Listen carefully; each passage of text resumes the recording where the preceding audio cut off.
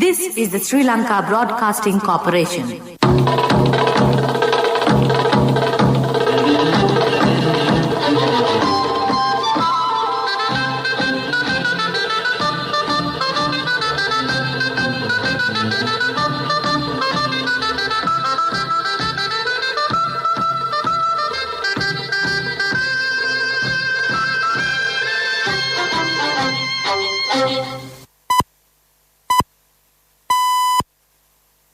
The time is precisely 1:15 p.m. This is the Sri Lanka Broadcasting Corporation. News edited by Ramesh Piris and read by Chandima Veerakorn. Headlines. Island-wide travel restrictions to come into force tonight. The EU provides emergency relief funding to victims of the cargo ship fire. Sri Lanka's COVID-19 virus caseload on the rise. Sri Lanka to receive 2 million more doses of Sinopharm vaccines in July. The former Prime Minister re-enters the Parliament as an MP. The Insurance Corporation and Sri Lankan Airlines are summoned before the COPE Committee. The United Nations celebrate Public Service Day today. On news overseas, the US seizes Iranian state news websites. And in sports, Cricket World Test Championship final, India and New Zealand still have hope of going into the last day. Local stories in detail. The head of the National Operations Centre for Prevention of COVID-19 outbreak, the Army Commander General Shavendra Silva, emphasised that no public gatherings will be permitted during the travel restriction period. The Army Commander urged the people to assist the efforts to contain the spread of the virus and stay at home while the travel restriction is in effect from 10 p.m. tonight until 4 a.m. on Friday, the 25th of June. Meanwhile, Sri Lanka police have also urged people to stay at home. However, those engaged in essential services will be permitted to report for duty tomorrow. Approximately 20,000 police officers will be deployed to monitor the situation, adding that special surveillance operations will also be conducted across the country. The European Union is directing over 48 million rupees in humanitarian funding to provide crucial assistance in response to serious oil and hazardous chemical spills triggered by the fire that broke out on a ship carrying hazardous substances in May. The aid will benefit 15,000 people who have been heavily affected by the disaster in the districts of Colombo, Galle, Gampaha, Kalutara, Puttalam and Matara. This EU funding will support the Sri Lanka Red Cross Society in delivering emergency relief assistance to those most affected, especially small-scale fishing communities, through the delivery of cash assistance. The funding is part of the EU's overall contribution to the Disaster Relief Emergency Fund of the International Federation of Red Cross and Red Crescent Societies. 2,093 individuals were identified to have contracted the coronavirus yesterday, raising the Sri Lanka's virus caseload to 243,913. 2,071 individuals among the group were identified as contacts of the New Year cluster, while 22 individuals who arrived from overseas recently were also detected with the virus. 2,009 COVID-19 patients were discharged from hospitals during the past 24 hours, increasing total recoveries to 209,296. The epidemiology unit of the Ministry of Health said 31,984 individuals are currently being treated for COVID-19 at facilities across the country. Another 71 individuals succumbed to the coronavirus, increasing Sri Lanka's COVID-19-related death toll to 2,704. Sri Lanka will ramp up the COVID-19 inoculation drive with 2 million more doses of Sinopharm vaccines scheduled to reach the island by the first week of July.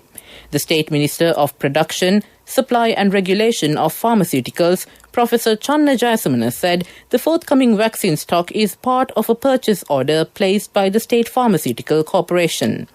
The epidemiology unit's progress report on COVID-19 immunization showed that as many as 1,443,470 people have received the first dose of Sinopharm vaccines and 455,592 have been fully vaccinated with the China-made jab.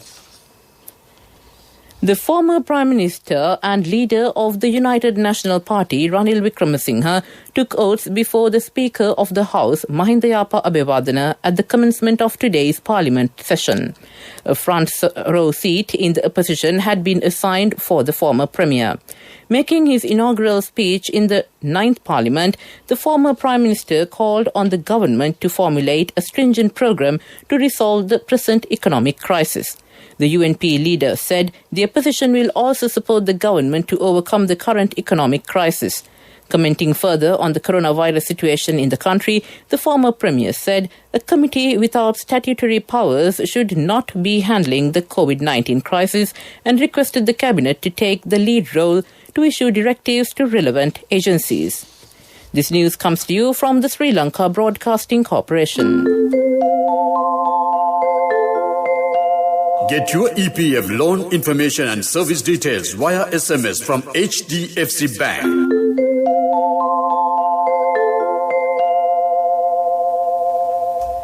Continuing with the local stories, the United Nations Public Service Day is celebrated on June 23rd every year. The UN Public Service Day was designated by the United Nations General Assembly's resolution of 2003 to celebrate the value and virtue of public service to the community. The United Nations Economic and Social Council established that the United Nations Public Service Awards be bestowed on Public Service Day for contributions made to the cause of enhancing the role, prestige and visibility of public service. The day also marks the anniversary of the date when the International Labour Organization adopted the Convention on Labour Relations. This convention is a framework for determining working conditions of all civil servants across the world. The Ministry of Justice said in a statement that 5 subcommittees have been appointed to assess the damages caused by the massive fire on board Singapore-registered container ship Express Pearl. The relevant subcommittees have been appointed under 5 sectors: insurance, legal, fisheries, environmental and economic subcommittees. Accordingly, meetings will be chaired by Minister of Justice Ali Sabri, Minister of Ports and Shipping, State Minister of Multi-Day Fishing Activities, State Minister of Urban Development and the Attorney General Sanjay Rajanatnam will be convened to assess the damages. Any interested individual, group or organization can submit information regarding the damages caused by the disaster to the aforementioned subcommittees via fax number 0112 445 447 or the email address reforms@moi.gov.lk on or before the 2nd of July. To conclude the local news, the headlines again.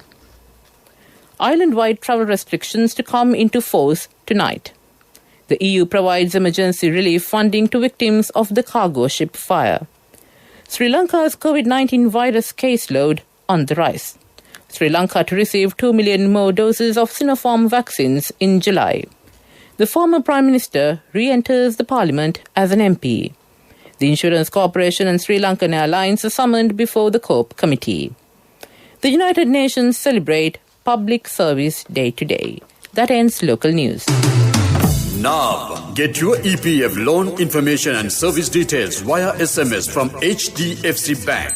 Wherever you are, being a state and private sector employee, to obtain EPF loan information and service details, just send a SMS mentioning EPF space name and region to 0718 800 999. HDFC Bank, the bank for your home. The main news story is brought to you by Siddhalepa Vedamahatmya. On the main news story, the chairman of the Committee on Public Enterprises, Professor Charita Herath, said Sri Lankan Airlines, Sri Lanka Insurance Corporation and several other institutions have been issued summons to appear before the COPE Committee. The decision was taken at the special COPE meeting held in Parliament yesterday. The committee members have agreed to summon Sri Lankan Airlines on July 6th and Sri Lanka Insurance Corporation on July 7th before the COPE Committee to review the current context of the relevant institutions. That ends the main news story. The main news story was brought to you by Siddhalepa Vedamahatmya. Moving on to Watchlight. The Colombo Municipal Council said the first dose of the Sinopharm vaccine will be administered to those who are 60 years and above, and only for the residents within Colombo 1 to 15 from tomorrow. The regional epidemiologist of the CMC, Dr. Dinu Guruge, said the vaccine will be given from tomorrow till 25th June at the Kettarama Temple, PD Sirisena grounds in Maligavatta and Roxy Community Centre. She further said the CMC will check the proof of residence and e-channeling facility will be open from today. That ends Watchlight. Moving on to world news, the headlines. The US seizes Iranian state news website. India declares new Delta Plus a variant of concern. Turkmenistan's capital tops list of most expensive cities for expats. The U.S. Justice Department announced today that it had seized 33 Iranian government-controlled media websites as well as 3 of the Iraqi group Kateb Hezbollah, which it said were hosted on U.S.-owned domains in violation of sanctions. Visitors to leading Iranian media sites like Press TV and Al-Alam, the country's main English language and Arabic language broadcasters, as well as the Al Masira TV channel of Yemen's Houthis, were met with single-page statements declaring the website has been seized by the United States government, accompanied by the seals of the Federal Bureau of Investigation and the U.S. Commerce Department. India declared the Delta Plus variant of COVID-19 as a variant of concern and also issued an advisory to 3 states, Maharashtra, Kerala and Madhya Pradesh, where the strain has been detected in 22 samples, to take immediate measures to curb its spread. In the advisory issued, state chief secretaries of the 3 states have been asked to take up immediate containment measures in the districts with clusters as identified by the Indian SARS-CoV-2 genomic consortia, including preventing crowds, intermingling of people and widespread testing. The capital of Turkmenistan in Central Asia has been named as the world's most expensive city for foreign workers. Ashgabat, a city of about 1 million people, topped 2021 cost of living survey by consultancy firm Mercer. The ranking puts Ashgabat above last year's priciest city, Hong Kong, which was placed second, followed by Beirut in Lebanon and Tokyo in Japan. The annual report ranks 209 cities based on the cost of expenses such as housing, transport, and food. To end the world news, the headlines again. The US seizes Iranian state news websites. India declares new Delta Plus a variant of concern. Turkmenistan's capital tops list of most expensive cities for expats. That ends the world news. Moving on to development news. While 284 large-scale development projects are implemented under 41 ministries at a cost of 1 billion rupees, to 692.5 billion rupees have been allocated for 2021 in this regard. Of them, 53 projects are pioneer development targets such as drinking water for all and development of road network of 100,000 kilometers. The Cabinet considered the report by the Prime Minister as the Finance Minister on the progress of the projects in the first quarter of 2021. The necessity of immediately settling the procedural and legal issues of land acquisition that directly affected the projects, along with the requirement of the relevant entities to work together to accomplish the investment targets, were also discussed. That ends development news. Moving on to sports news. The World Test Championship final. All 4 results remain possible if the final of the World Test Championship after an engrossing 5th day between India and New Zealand in Southampton. India closed on 64 for 2, leading by 32, meaning the test will go into a 6th and final day because of time lost to the weather earlier in the match. Earlier, New Zealand ground out a first innings lead of 32 by turning their overnight 101 for 2 into 249 all out. Meanwhile, Sri Lanka lock horns with host England in the first T20 of the 3-match T20 series today. Sri Lanka has had a poor record in the limited overs segment and are currently ranked 8th in the ICC T20 rankings. Sri Lanka last played international cricket in Bangladesh in the form of a 3-match ODI series. That ends sports news. Contributory deposit of 1,000 rupees from NSB when your child enters grade 1. Open a Hapan Children's Service account for your kid today. Higher interest. Conditions apply. Business News. Sponsored by National Savings Bank. The safest place for your money. On business news, mapping the future of the tourism sector in Sri Lanka is vital for the country's post-COVID-19 economic recovery. In line with this, the Ministry of Tourism initiated a process to develop a national tourism policy for Sri Lanka early this year. The outlines of the policy have been discussed with the Ministry of Tourism, the Interministerial Committee, Advisory Council, Tourism Ministry Working Group, Ministry of Finance, private sector stakeholders and provincial-level representatives with technical assistance provided by the United Nations Development Programme in Sri Lanka.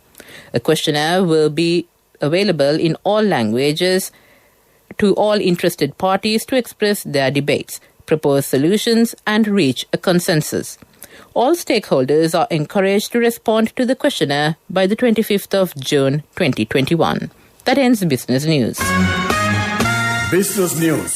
Sponsored by National Savings Bank. The safest place for your money. Contributory deposit of 1,000 rupees from NSB when your child enters grade 1. Open a Hapan Children's Service account for your kid today. Higher interest. Conditions apply.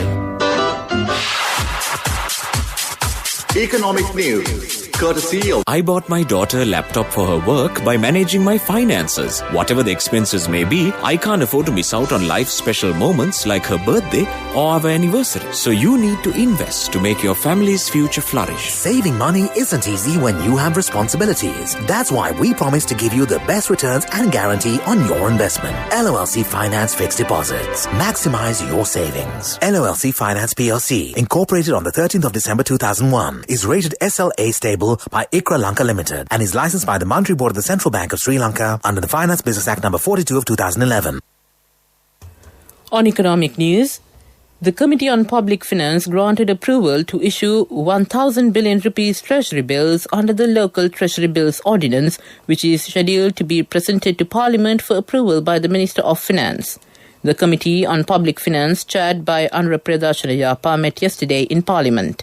The government officials were connected online for the meeting in accordance with health regulations given the prevailing COVID-19 situation. The Secretary to the Treasury, Ministry of Finance, S.R. Artigala, expressing his views, stated that an increase to 3,000 billion rupees from the current limit of 2,000 billion rupees is thus expected. That ends economic news. Saving money isn't easy when you have responsibility. That's why we promise to give you the best returns and guarantee on your investment. LOLC Finance Fixed Deposits. Maximize your savings. LOLC Finance PLC, incorporated on the 13th of December 2001, is rated SLA stable by ICRA Lanka Limited and is licensed by the Monetary Board of the Central Bank of Sri Lanka under the Finance Business Act number 42 of 2011. Weather Report was sponsored by Dialogue, in partnership with the Ministry of Education, introduces Nanasa, a trilingual educational mobile app with video-based lessons for grade 1 to A-levels. Now your child can study with ease on your mobile with no subscription fee. And finally, on the weather report, the Department of Meteorology forecast showers, thunder showers at times in western, central, Sabaragamuwa and southern provinces. The department further predicts showers or thunder showers to occur in the eastern and Uva provinces and in the Mullaitivu district in the evening or at night. Several spells of showers will occur in northwestern province. The Met Department cautious fairly heavy falls above 50 millimeters can be expected at some places in the western and Sabaragamuwa provinces and in the Galle and Mathura districts. That ends the weather report. Weather report was sponsored by Dialogue, in partnership with the Ministry of Education, introduces Nanasir, a trilingual educational mobile app with video-based lessons for grade 1 to A-levels. Now your child can study with ease on your mobile with no subscription fee. And to end this bulletin of news, the headlines again. Island-wide travel restrictions to come into force tonight. The EU provides emergency relief funding to victims of the cargo ship fire. Sri Lanka's COVID-19 virus caseload on the rise. Sri Lanka to receive 2 billion more doses of Sinopharm vaccines in July. The former Prime Minister re-enters the Parliament as an MP. The Insurance Corporation and Sri Lankan Airlines are summoned before the COPE Committee. The United Nations celebrate Public Service Day today. In news overseas, the US seizes Iranian state news websites. In sports, Cricket World Test Championship final, India and New Zealand still have hope for going into the last day. With that, we conclude this bulletin of news from the Sri Lanka Broadcasting Corporation.